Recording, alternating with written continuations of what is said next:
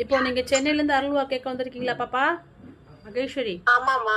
சரி ஆமாமா, சென்னையில இருந்து அருள்வா கேட்க வந்துக்கிறோம். சரி. இப்போ உங்க வீட்டில் நீங்க ஒரு கல்யாணம் பண்ணி உங்களுக்கு 2 குழந்தைங்க இருக்கு இல்லையா? ஆமாமா. உங்க குலதெய்வம் ஃபர்ஸ்ட் அழைக்கிட்டு மாட்ட தங்கம்? ஆமா. மாசி பெரிய என்ன சாமி பெரிய காண்டியம்மன் குழந்தை மேல இருக்கக்கூடிய உன் குலதெய்வத்தை என் கண்ணில் காமி அப்படின்னு கேட்கும்பொழுது முனீஸ்வரர் ஸ்ரீ முனீஸ்வரர்னு சொல்றாரு. அப்படி ஒரு குலதெய்வம் இருக்கா சாமி? ஆமாமா.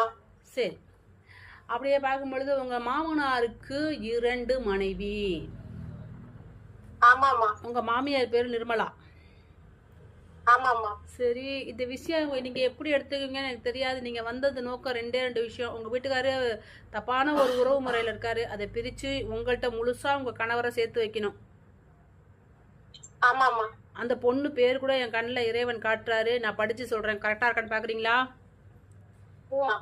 அந்த பொண்ணு பேரு கீதான்னு காமிக்கிறாங்கம்மா. ஆமாமா. கரெக்டா இது?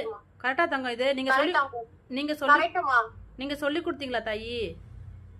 இல்ல தாய். சரி. அம்மா அருள் என்ன கண்டுபிடிச்சா சாமி? சரி. இப்போ இன்னொரு விஷயம் நல்லா புரிஞ்சுக்கங்க. உங்களுக்கு உங்க சின்ன மாமனார் ஒருத்தர் இறந்துருக்காரு. அவர் தெய்வமா வந்திருக்காரு. அவர் பேரை சொல்ல வாழைக்கிட்டுமா அவரை? அவர் பேரு ராஜேந்திரன் சொல்றாரு. சாமியா இருக்காரு. சரி. இப்ப உங்களுக்கு உங்க சின்ன பொண்ணு இருக்குல்ல, உங்க 2வது மகள், அதுக்கு ஒரு பிறந்ததுலேருந்தே ஒரு சின்ன ப்ராப்ளம் ஒன்று காமிக்குது. காதும் கேட்க மாட்டேங்குது, வாயும் பேச மாட்டேங்குது. இந்த பிரச்சனை இருக்கா சாமி? இருக்கா? சரி.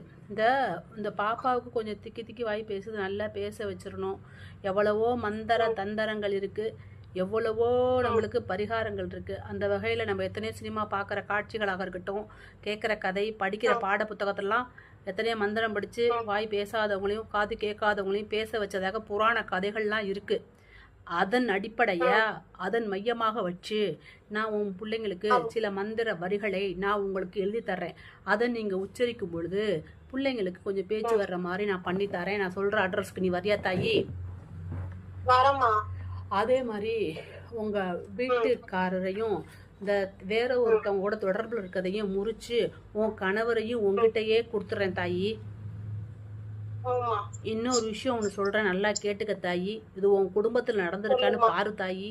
என்னன்னா உங்க மாமனாரு ஒரு பொண்ணை மாசமாக்கி ஏமாத்தி விட்டுட்டாரு. அது ஒரு சாபமா நிக்குது. இது உங்க மாமியாருக்கு தெரியும்.